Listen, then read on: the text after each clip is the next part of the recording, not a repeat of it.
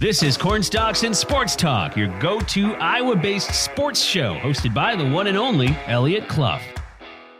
This is the story of the one. As head of maintenance at a concert hall, he knows the show must always go on. That's why he works behind the scenes, ensuring every light is working, the HVAC is humming, and his facility shines. With Grainger's supplies and solutions for every challenge he faces, plus 24/7 customer support, his venue never misses a beat. Call quickgrainger.com or just stop by. Grainger, for the ones who get it done. What's up, Cedar Valley, and hello to the Hawkeye State. This is Cornstalks and Sports Talk, your Iowa-based sports show here on AM 950, KOEL, and KOEL.com. You're on with me, UNI insider for Town Square Media, Elliot Clough, at Elliot Clough on Twitter. We got a loaded show today. We're talking Osun Ossunniyi. He's the newest Iowa State transfer, the 6'10 big man from St. Bonaventure basketball. We're talking about him with Chuckie Maggio, beat writer for St. Bonaventure basketball on PickinSplinters.com.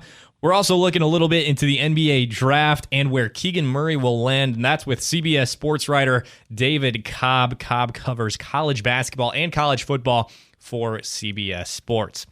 We're going to start off today's show, though, talking to something a little bit more national. We will transition into a little more Iowa versus Iowa State stuff at the end of this first segment, but I want to start off talking a little bit about the Jimbo Fischer, Deion Sanders, and Nick Saban beef that has happened this week. Started about Thursday, has continued into Friday, and, well, it's it's drama for your mama is what it is. That's the best way I would describe it. It's been incredibly entertaining, while also probably not the best look for either of those programs and the SEC as a whole. Deion Sanders and Jackson State, I'm sure they'll take as much press as they can get, but overall probably not great for Alabama and Texas A&M. More so for Alabama and Nick Saban and his image.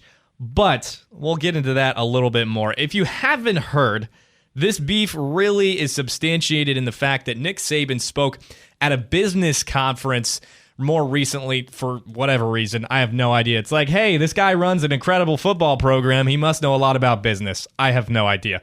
I don't know what the business meeting or conference was about. Either way, Nick Saban was there. And so while Saban was there, he was talking about the influence of the NIL on college football and how it has changed things with how players can make money and where they decide to go, because these NIL, not only the collectives, but the opportunities to make money outside of football for these guys in commercials, in sponsorships, etc., it really influences where they go now. And that's clearly been made apparent even with guys like, I'm sure, Noah Carter. Noah Carter made a little bit of money here at UNI, but I'm almost positive he has a chance. Well, I'm definitely positive he has more chance to make more NIL money at Missouri as opposed to UNI. That's just a fact. That's nothing against UNI. That's nothing against Cedar Falls. But the size of the school and the influence of those programs at those bigger levels, it's different. It's different. And so when we're talking about this situation specifically, what Saban did is he went to this conference and he went up there and they were talking about the NIL for whatever reason. And he said verbatim, that Texas A&M bought every single one of their players this last year. They had the number one recruiting class in the entire college football arena in FBS, and Nick Saban had the number 2 class. So what he did was go up there and say, hey, we didn't get the number 1 class. We're Alabama. They must have bought every single one of their players with the NIL. That's the only way this could have happened. Then he looked at Travis Hunter, who's the number 1 player in the country. I believe he's the number 1 player in the country. At the very least, the number 1 cornerback in the country. Longtime commit to Florida State, and said that once he flipped his decision to go to Jackson State, it was because they paid him $1 million. Well, one, how did you know that, Nick Saban? How you just pulled that out of thin air? Like, hey, he decommitted from Florida State, one of the more traditionally great programs in the country. He must have gotten paid $1 million by Jackson State and Deion Sanders. That's the only way it makes sense, right? Why would he go to an FCS school? Why would he go to an HBCU? That's the only thing. As far as I know, completely unsubstantiated. Like I said, Deion Sanders spoke out about it. So did Travis Hunter. He said, $1 million? Then why is my mom living with 5 children in a 3-bedroom apartment? Why is that happening? And I think that's a not only a safe bet, but a smart response from an 18-year-old who's like, all right, this is BS. Sorry I didn't choose your school. Sorry I wanted to go a little bit of a different route. That doesn't mean this school paid me $1 million. This HBCU, Jackson State, paid me $1 million. I think probably the fact that Deion Sanders is the head football coach had a little bit to do with him choosing that program. Not only that, but Deion Sanders came out and said, we paid this kid $1 million. That's what we did? Well, that's funny because my yearly salary is $300,000. Yeah. At a school like that, that's an exorbitant amount of money, first of all. And they paid him that because he's Deion Sanders. He probably didn't. I'd be shocked if they didn't offer him more money. He said, look, I'll take $300,000, which is not, it's definitely not nothing. I'll tell you that. As a radio host, I will tell you the $300,000 is not a small amount of money, but it is the Deion Sanders. Neon Deion, prime time, right? He's probably got plenty of money in the bank via investments and ownership, and not only that, but all the money he made in the NFL. So Jimbo Fischer, to keep this moving forward a little bit, Jimbo Fischer came out in a press conference and absolutely reamed Nick Saban. For those of you who don't know, they used to work together. Jimbo Fischer used to work under Nick Saban. Nick Saban was his boss. And now Jimbo Fischer, who used to coach at Florida State, now is at Texas A&M, absolutely ripped him apart. Said, this guy thinks he's God. He's a narcissist. You should check into his past if you think we're paying kids and doing things wrong. Ultimately, Nick Saban came out and said, I didn't mean that they were doing anything illegal. And he said the news came out that he had called Jimbo Fischer to, I assume, apologize or rectify the situation. And Jimbo didn't answer the phone. He didn't answer the phone, and I don't blame him. I mean, when you look at that clip, it's you just see it in Nick Saban. And what Jimbo Fischer came out and said in that press conference was that when people show you who they are, believe them. And the way that Nick Saban said that, they went out and they bought every single one of those players, and we never bought a single player at Alabama, all right? Like, really?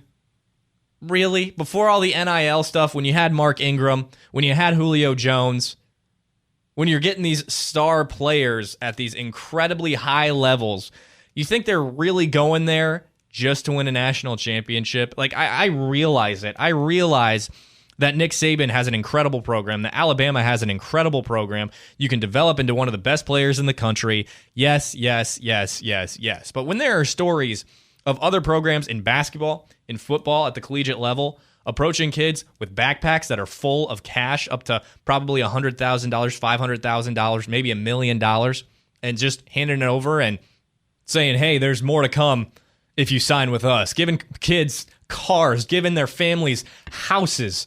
This has been happening over and over and over and over again with not only Alabama, but programs obviously like USC. I'm sure it happened at Oklahoma. I'm sure it happened at Florida. I'm sure it happened at Ohio State. I'm sure it happened at LSU. I'm sure it happened at Texas.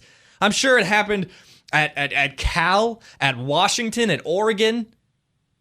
It might even happen at Iowa. I hold Kirk Ferentz at a completely high regard. But this is happening in almost every single program. I would almost guarantee it. A little bit different now that it's the NIL and the NIL collectives are happening and you can do it legally now. But this has been going on for years, for decades. Don't tell me that Alabama has been completely clean the entire tenure that Nick Saban has been there. What a freaking joke. Come on. Come on. That is just absolute bull crap. If you think otherwise, you're either naive or you're an Alabama fan. That's what you are. There is no way around it.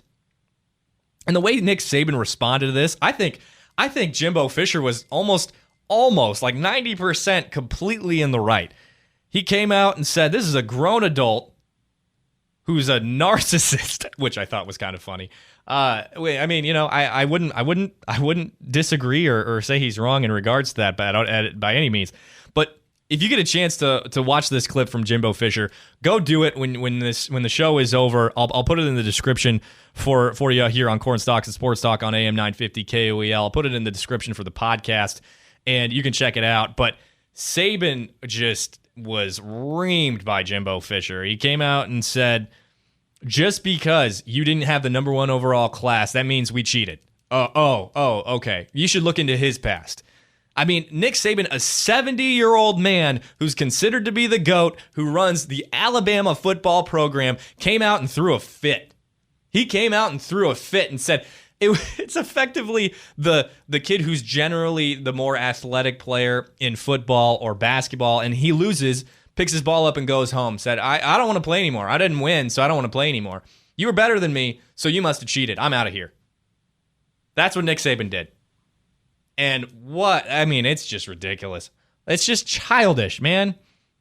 You know how many Mississippi Valley states got penalized for paying players or doing the most minor things, and that were warning shots to programs like Alabama, and Alabama never gets punished? You know how many situations like that have happened? Too many to count. That's how many.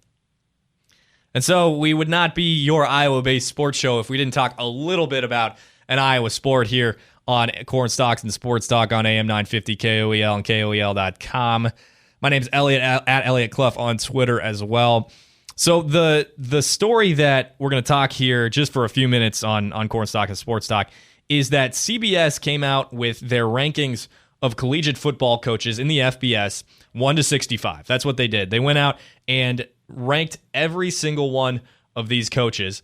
And so Matt Campbell and Kirk Ferentz were both in the top 15. I think deservedly so. You look at Matt Campbell, he built a program up from the ground, and then Kirk Ferentz pretty much did the same thing, and he's been at Iowa for 23 years. But the crazy thing about this, the really wild thing about this ranking is that Matt Campbell was one spot ahead of Kirk Ferentz. And you can't see me, but I'm befuddled. First of all, Kirk Ferentz, this is the only argument you need in regards to ranking Kirk Ferentz and Matt Campbell is that Kirk Ferentz is 5-0 against Matt Campbell. Matt Campbell had the greatest quarterback of all time in Iowa State history, and he has yet to beat Kirk Ferentz. Not only that, 3 of the 5 times they've played, Iowa State has lost by 10 plus. Kirk Ferentz is, you literally look at that and just say, that's it. Kirk Ferentz is the better coach. That's the only sample size that you need. That's it. Not only the fact that Kirk Ferentz has posted a winning season 19 of the 23 years he's been at Iowa. Not only the fact that he's got a higher winning percentage at 62% to Campbell's 55%. But he's done it for 2 decades. Campbell's been at Iowa State for 6 years. And sure, he cultivated a program from the ground up. That's great. I think Matt Campbell is an incredible coach. But when you're ranking coaches at the collegiate level and you look at this small body of work compared to Kirk Ferentz, who's won every single damn year at Iowa, Kirk Ferentz is the better coach. And it's not an argument. Imagine if Coach Ferentz had a semi-capable quarterback like Brock Purdy, who was drafted. He was Mr. Irrelevant, but he was drafted instead of Spencer Petras or Alex Padilla, or instead of Nate Stanley, or instead of James Vandenberg, or instead of Jake Christensen, or instead of Jake Rudock, what he could have done. Kirk Ferentz puts out a high-level defense, and Phil Parker put out a high-level defense every single year. LeVar Woods put out a high-level defense every single year. Imagine if they had the offensive weapons that Iowa State has had in the last few years. Imagine if they had Charlie Kolar. They had some great tight ends and they had some decent quarterbacks. You look at the years when they were really successful and really went far. You got Ricky Stanzi, you got Brad Banks, you got CJ Beathard, you got Drew Tate. That's what happens when you get decent quarterbacks and you don't have Spencer Petras and say, that's our guy. Whoop-de-freaking-do. Kirk Ferentz is a better coach than Matt Campbell, and it's not a debate. It's not a debate. We'll talk about that a little bit more with CBS sports writer David Cobb on that third segment here on Corn Stalks and Sports Talk. Don't go anywhere. We're talking a little bit about Iowa State's newest transfer addition, Osun Ossunniyi, with Chuckie Maggio from PickinSplinters.com. You're listening to Corn Stalks and Sports Talk on AM 950 KOEL and KOEL.com with me, Elliot Clough. Welcome back to Corn Stalks and Sports Talk here on AM 950 KOEL with me, Elliot Clough, at Elliot Clough on Twitter. We're also on KOEL.com. So Osun Ossunniyi was one of the more highly coveted players in the transfer portal after he decided to return to college basketball. 23 years old, put up 11.3 points, 7.5 rebounds, and 3 blocks, while standing at 6'10" and being an incredibly talented rim protector, and that is the understatement of the century. 2-time A-10 Defensive Player of the Year and 4-time All-Conference when it comes to defense. We've now got Chuckie Maggio of Pickin Splinters. He's the beat writer for St. Bonaventure basketball, and Osun just joined the Cyclones, if you're unaware. Probably should have addressed that before I introduced Chuckie, but here we are. Chuckie, thanks so much for joining, man. No problem. So did you I'm assuming I got all that right. That's the research that I found. Osun entered he wanted to be in the NBA, right? Yeah, he entered the NBA draft process. But there's obviously some things that he and the scouts felt that he should work on before he can go to the NBA. Obviously, he's got a lot of NBA measurables and talent. That offensive game is one thing that he really needs to work on a little bit. Maybe getting a mid-range to outside shot as well. And but I have no doubt that he felt that this was the best option for him to stay in school another year and to develop those aspects before entering the NBA process. Like you mentioned, the measurables are definitely there, 6'10". And if he can develop a jump shot at Iowa State in this next year and continue to work on that, I'm sure teams will be salivating when it comes to adding a guy like that. But when you look at his tape, like you mentioned, pretty raw offensively. Was it more or less just being the big dude at a I guess mid-major level in the A-10 when it came to how he was able to score the basketball? There was a lot of things there with he's not a back to the basket type of offensive player. He's more of working in the pick and pop and doing things like that. Obviously, he had a really talented point guard, Kyle Lofton, to work that through, and he got a lot of his baskets in that pick and roll where guys simply couldn't stay with him because he's extremely athletic and quick on his feet. Too with that, so he's not going to back a guy down and score that way. He's going to score in the motion and in the fluidness of the offense, which I think that that's going to be something that he's going to be able to do at Iowa State.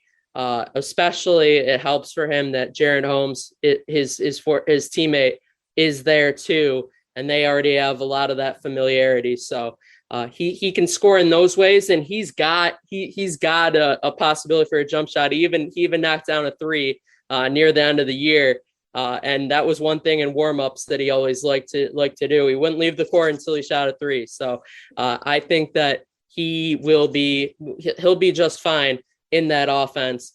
He's just not a backing down guys and scoring that way type of player. And obviously, the rumor mill is that AJ Green might end up with the Cyclones, and to see those two in a pick and pop would be really interesting. Obviously, I was there covering that game at the Riley Center last year when AJ Green went absolutely off. So if he can create some open shots for AJ Green, Iowa State's going to be something to watch. That would be something else if AJ Green went there too. Right. Yeah. And if you're unfamiliar with what we're talking about with the AJ Green game last year against St. Bonaventure, St. Bonaventure was number 16 at the time. They were very highly ranked coming out off of the Charleston Classic where they won that tournament. And then it was Thanksgiving, and then right after Thanksgiving that Saturday, AJ Green made about 5 3-pointers in the last 4 or 5 minutes of the second half. And I think he ended up scoring 34 or 35 points to lead Northern Iowa to a huge win, which at the time, Northern Iowa was struggling a bit, but it was pretty obvious that day that that was no under 500 team. Right. Yeah, definitely. If you missed that game, if you weren't able to watch it, look it up on YouTube. There's actually highlights specifically of AJ. I just watched it before we hopped on, but AJ could not miss that day. It was crazy. Now, did you expect Osun to have a real shot to make it to the NBA, or did you think he was going to need to come back to the college ranks? I think it was a thing where he was going to potentially go and get some feedback. But I think that extra year is really going to be good for him. The extra, playing against really good teams in that conference and all that stuff. He had the potential to play G League, to be possibly on an NBA roster. But I think that this really will elevate his stock. Because it's tough when you're in the A10, not a lot of exposure from those big time scouts, maybe, who see it as lesser competition, which isn't always the case. There are plenty of teams in the A10 that I believe can compete with the Big 12 and with the power conferences. And Bonaventure proved that in the NIT tournament, and Osun Ossunniyi specifically proved that in the NIT tournament.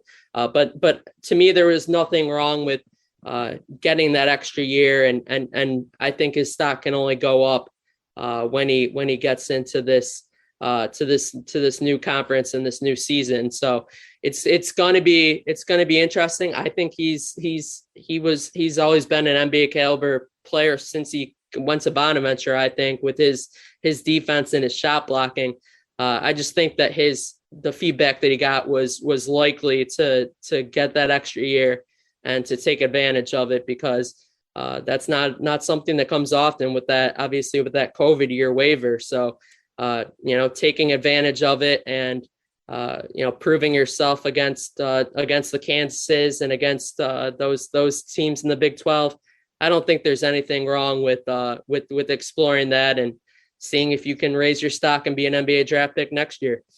Again, we're talking with Chuckie Maggio about Iowa State's newest transfer, Osun Ossunniyi, from St. Bonaventure. Chuckie's the beat writer for St. Bonaventure and PickinSplinters.com, right here on Corn Stalks and Sports Talk on AM 950 KOEL. So, coming out of the portal, did Osun have a lot of interest, like all over the country? I can't imagine that a lot of programs were looking at this 6'10" athlete who plays great defense and saying, we're good, He definitely had a lot. There was he visited the University of Florida. I think he also visited Seton Hall. He could, from freshman year on, freshman year, he came in, and those who knew of Bonaventure before then know that in 17-18 they won 26 games and went to the NCAA tournament, had a win over UCLA there. And a lot of people thought that the next year was kind of going to be a throwaway year, maybe a rebuilding year. And they had some trouble in the non-conference, which included he was a bit banged up. But then they went into the conference season and finished top four and went to the Atlantic 10 championship game and almost beat St. Louis. They lost. They had a 3 at the buzzer to potentially win that game. They did not, but Kyle Lofton and Osun Ossunniyi were two of the top guys on that team to help make that happen. And he came in and he was a incredible rim protector from day one. He had I think he had 8 blocks in a game against a lower opponent in November. And that was kind of the time that everybody said, wow, this guy is living up to the hype. He had offers and everything out of Putnam Science Academy, his prep school. When LaSalle fired Dr. John Giannini as their coach, he was originally committed to LaSalle. So he was going to be in the A-10 either way. And then he picked Bonaventure over Syracuse and Georgetown, actually. So he has always had the potential and always had the colleges looking at him like this guy's special. So he had no shortage of options, and Iowa State must have made the best pitch and best offer there. So it was an interesting thing to see him pick that. I thought he might stay home and go to Seton Hall, but you can't fault him for making the decision and teaming up with Jared Holmes and Hassan Ward and some other A-10 guys there at Iowa State. So it's gonna be interesting. But yeah, he had no shortage of suitors, as you said. So you mentioned Jaron Holmes. What are the Cyclones going to get from him? Jaron Holmes is a very, very good leader. He's extremely intelligent, basketball IQ, and off the court. He was an all academic selection in the Atlantic 10, and he wants to sort of follow in some of the Bonaventure journalism paths and be a sports announcer, sports reporter. And he's got that feel for the game. He's a very intelligent player. He had a year in 2021 when they went to the NCAA tournament where he was just very, very good shooter, very good 3-point shooter, very good driver to the basket. He scored 38 in a game against St. Joseph's, a team that was designed to stop some of the guys. And I think he was probably like the third option that they considered. And he just went off and had 38 points in that game. He can do a lot of different things. He's not gonna make a lot of boneheaded plays, dumb plays. He's gonna do what's right and best for the team. And in NIT, he was a shooting star for them too. So he's going to be a player that they're really going to like and is going to make a lot of really smart and winning plays for the Cyclones. There's one thing the Cyclones always do. It's take advantage of the transfer portal. That's for sure. Now in regards to character of these two players, who is TJ Otzelberger getting for these two guys? Well, yeah, I know you mentioned Holmes being a leader, but off the court and in terms of who they are as people. Yeah, he's going to get leaders. He's going to get really guys that Mark Schmidt, the Bonnie's coach, always says keep their nose clean socially. That kind of thing. They're guys who are really focused on basketball, really focused on improving and being the best players that they can be. They're going to be in the gym all the time. They're going to be doing the right things and helping in the school community. They're just going to be really good valuable guys to have around a program, I would say, for a year, which is always an indispensable thing to me when you can have guys who you know what you're going to get from them every single day, and they're very consistent and very trustworthy in that aspect. So I don't think anybody that's played with them, anybody that's coached them, has had anything bad to say about either of those guys. Osun and Jaron are just going to be guys that are really going to, make some memories and make a lot of people proud in their year there in Ames. So I don't think you can say enough about those guys as people. He is Chuckie Maggio of PickinSplinters.com, St. Bonaventure basketball beat writer, talking a little bit with us about Jaron Holmes and Osun Ossunniyi, two of the newest Iowa State Cyclones out of the transfer portal. Chuckie, thanks so much for joining us, telling us a little bit more about these guys. Absolutely. Have a good one. And we will be right back talking the NBA draft and Keegan Murray's stock with David Cobb of CBS Sports. Don't go anywhere. This is Corn Stalks and Sports Talk on AM 950, KOEL, and KOEL.com. Welcome back to Corn Stalks and Sports Talk here on AM 950, KOEL with me, Elliot Clough, at Elliot Clough on Twitter. So the NBA draft lottery took place just a few nights ago on ESPN with the Orlando Magic getting the first overall pick, followed by the Oklahoma City Thunder and the Houston Rockets. So prior to the lottery, David Cobb at CBS Sports had Iowa's own Keegan Murray going number 3 to Detroit. That was before we knew the order. But David's joining us right now, again, from CBS Sports. David, thanks so much for hopping on. Yeah, absolutely. It's a pleasure to be here. So in that mock that you had that happened prior to the lottery, like I said, you had Keegan Murray going number 3. What was it about more of a fit with the Pistons, or do you think that Keegan Murray is the third best player, best player available is kind of the moniker for the draft? Do you think he's the third best player in this draft? I do. And so at the time, I wasn't really looking much at franchise fit. I wasn't looking at, this team needs this type of player. I was looking at who I think are the best NBA prospects in this draft. And I know that makes me higher on Keegan Murray than a lot of people, but I think he's being slept on in part because of the fact that he'll be 22, when the season begins, which in NBA years, that makes you a dinosaur compared to most rookies. And teams like to get guys in their hands who are 19 or just turned 20, who they can really mold and shape. I think that's a little silly because when you look at a player of Keegan Murray's talent, his versatility, his defensive and offensive readiness for the NBA, I think he checks all the boxes, and I think there is still room for him to develop because you're talking about a player who took a massive leap from freshman to sophomore year. Well, what untapped potential may still be there because you're talking about him coming from an Iowa program, not exactly an NBA factory. So once he gets into an NBA system and begins tailoring his games to their specifications and desires, who's to say there's not still another level he could reach? So I think if Keegan Murray had been a player at Kansas or Kentucky or Duke or North Carolina or UCLA, I think he would have and would still be getting buzz as potentially as high as the number one pick, which I think some people will hear that and think I'm crazy, but I really think he's that good of a player. And now that the draft order is out, I do still sort of feel like the Pistons are a good fit for him. I think that would put him at 5. But in my opinion, he is certainly a top 5 talent in this draft, even though he is relatively old compared to, some of those names we're hearing as the likely number one pick.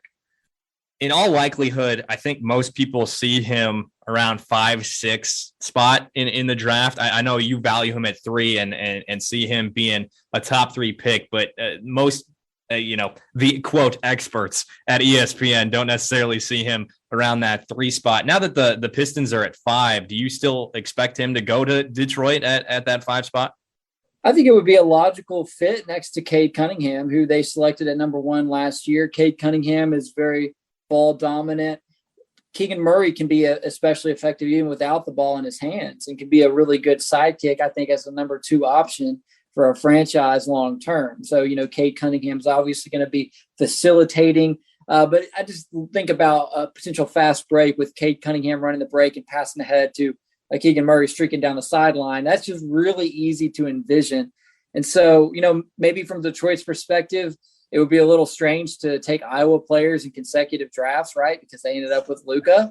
But honestly, if you're just looking at it based on talent and fit, I think he's a very logical choice there for the Pistons. So I wouldn't close the door off to him becoming a star in some of these interviews as the combine continues this week and maybe making a rise. But yeah, in all likelihood, I think that 5-6 range is probably more likely than being top 3.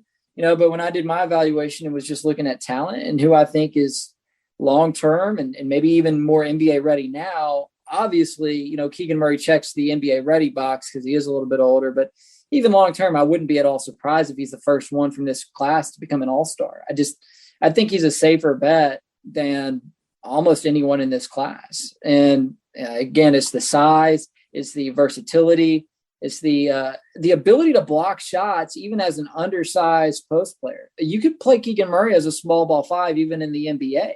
He did that well at Iowa. He can come over and he's not going to block 3 shots a game in the NBA, but he can impact and alter shots at the rim. And then at the same time, he could also be a ball handler in the pick and roll. There's just so few players like that it sets him apart. And ultimately, look, Chet Holmgren, Jabari Smith, Paulo Banchero, tremendous upside. Jaden Ivey as well. That's so valued, the upside, the potential, what you could see a player blossoming into down the road. Keegan Murray, though, to me is somebody who I think, like I said, could still get to another level beyond the impressive amount of talent that he's shown us already. Of course, the Pacers are in that 6th spot. Indiana Pacers, if he falls to 5 or 6, Is there a part of you or anything that you could see him even sliding because of that age? What's the latest you see him being drafted? Yeah, I mean, I guess in theory, if we'll see what happens with Shaden Sharp, who's somebody that scouts are pretty high on from a talent perspective, but remains a mystery. AJ Griffin is another player who could kind of sneak in behind Banchero and Holmgren and Smith, and somebody that scouts might fall in love with because of his NBA pedigree with his dad having been an NBA player and is currently an NBA coach. He's going to impress a lot of people. He could get in that mix as well. So you could see Murray fall to 8 or 9. Another wild card that Iowa fans are familiar with, Johnny Davis. It's crazy. He's one of the more fascinating players in this draft as well, because you could see him end up being a top 5 talent maybe out of this class, or you could maybe see him struggle to stick in the league. You don't really know with Johnny Davis. If a team falls in love with him, would he be somebody that they would take a chance on pretty early? So this draft is so fluid at the top. It seems like a lot of years you got a pretty good idea going into it. All right, well, this is going to be the 1, 2, 3, 4 order. Sometimes you can even project it out a little bit further than that. But sitting here about a month out from the draft, it still feels like there's a lot that needs to be settled. Maybe Jabari Smith is the clubhouse favorite to go number 1. It seems like Banchero and Holmgren are likely to go 2 and 3 in some order, but it still feels all fluid. It makes it exciting, and it makes the draft combine more interesting. And, then these interviews, I think, are going to have a tremendous impact as well. And I don't think Keegan Murray will hurt himself at all in those. So, I could see maybe doomsday scenario slips to 8 or 9, but I'd be surprised if he ends up being around after, pick number 9 or 10. Again, we're talking with David Cobb, writer for CBS Sports, covering college basketball. We're talking a little bit about his mock draft and the NBA draft coming up here. So I know a lot of like I mentioned, the experts, the quote experts, have Chet Holmgren going number 1, the big guy from Gonzaga. He's been a huge prospect for a long time. But in your mock, you had Paolo Banchero there. Why Paolo and not Chet? So it just depends. In some case, I think, on the franchise's appetite for risk. So if you're a franchise that you're patient, you're okay with guys figuring it out, filling out physically, then maybe you go Holmgren based off of upside. But if you're a franchise seeking immediate returns, then I think Paolo Banchero is a pretty safe bet. Of that group of Banchero, Smith, and Holmgren, I mean, Banchero has the highest floor, because if you look at him, it looks like he could be a positive for a playoff team day one, just based off how physical his game already is. Now, look, Paolo Banchero has to develop the outside shot, become more consistent with that. But he does some things pretty well that make him stand out in this class. In terms of just the ball skills and the facilitation ability, he is a very natural passer for somebody of his size, and a versatile defender already. When you look at Jabari Smith and Chet Holmgren, you say they could be versatile defenders someday and be really good in that aspect. You look at Paolo Banchero, I mean, I feel like he can guard most NBA positions at right now. So I think he's a safer bet, even if the upside is a little bit higher for Holmgren and for Smith. So I have Holmgren at 4 in my mock draft because of the fact that if you look at a couple of the comparisons for him, like Kristaps Porzingis or Jaren Jackson Jr., right?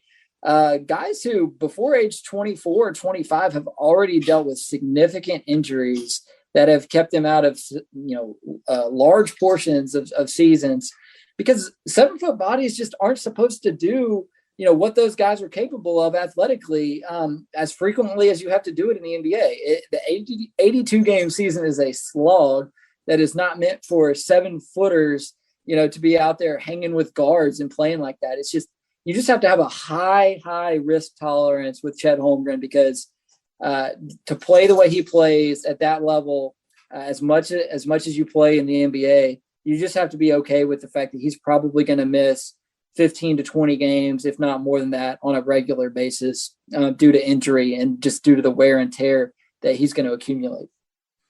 So one more question for you about the draft. For those of you who are listening and don't know, I used to cover the New Orleans Pelicans. No, I've never been to New Orleans. No, I've never been to Louisiana. But I am a little partial to the Pels, and they are in that 8th spot. Who do you think? Anybody there that would be a great fit for them, and why? Yeah, I mean, I feel like they need a scoring guard, right? Like, well, doesn't everybody? Yeah. But yeah, look, if Zion is who he can be, and Valanciunas is going to stick around, like they're pretty well cemented on the block, right? And then Ingram and some of these other dudes, like, I mean, they've got the wing thing figured out and the post figured out. I don't know what their cap sheet looks like in terms of who's coming back, definitely next year, what they might do in free agency, but. I think about that team, and it's just like, all right, you're playing Garrett Temple, pretty extended minutes at a point in his career where, his best basketball is behind him. Let's see if you can get you some help in that scoring guard slot. And, Shaedon Sharpe, if he still happens to be there, certainly could check that box. But a name that college basketball fans will know, and certainly I think be excited about from a Pelican standpoint, Ochai Agbaji, the most outstanding player on the team that won the national title at Kansas, and somebody who's projected to go in the lottery even as a senior, and somebody who played 4 years of college ball. He's somebody who I think has a pretty high floor as well, and somebody who could help you right away. So if you're the Pelicans and you want to build off a playoff run, you think you might get Zion back, and you don't really want to nurture and develop a 19-year-old who might be able to help you in 3 or 4 years. Well, go take Ochai Agbaji. He can help you tomorrow. And knock down perimeter shots and play some pretty good defense. So, I mean, at that point in the draft, I feel like if he's there, it would be a logical pick for sure. You had me excited when we were talking about Keegan Murray falling to 8. I was like, oh, no. Well, maybe. And I think he's the type of player who could fit anywhere. So you never know. And like NBA franchises get real creative this time of year when they find somebody they like. They'll clear the books in whatever way they need to in order to make a certain player fit if they see a long-term opportunity with someone. One last question for you here, David, as we're talking with David Cobb from CBS Sports. I saw CBS coaches rankings for the FBS. I saw you shared it at least. Did you contribute to that article at all? Did, yeah. It's like 7 or 8 of us who vote on it. Yeah. Okay. So I ranted a little bit in our first segment because Matt Campbell is ahead of Kirk Ferentz by 1 spot. What's the deal, man? What's happening? I think that's like the infatuation with Matt Campbell and just like the way he built a program. I mean, look, let me pull up where I had him, and so I can defend myself here. I always get in these debates with Iowa people. So, all right, so I had Ferentz at 12 and I had Campbell at 14. So I'm absolved of blame here. Okay. And I can't speak to the rationale of my colleagues. And frankly, I couldn't remember exactly what my ballot looked like until I just found it on my notes app. But look, I think people just really appreciate the way Matt Campbell built an Iowa State program from the dust. At least that's the perception. Whether that's the reality or not, I mean, hey, he took a bunch of 3-star guys and took Iowa State football further than it's ever gone. On the flip side, Kirk Ferentz has been doing this for a long time at a really high level. And so I understand where there might be a little bit of a frustration there. And Ferentz is 5-0 against Matt Campbell. That's all I have to say about that. He is David Cobb from CBS Sports. He's a college basketball and college football writer there at David W. Cobb on Twitter. Give him a follow. David, thanks so much for joining us. Yeah, I appreciate it. And that's going to do it for this week's episode of Corn Stalks and Sports Talk. Thanks so much for tuning in.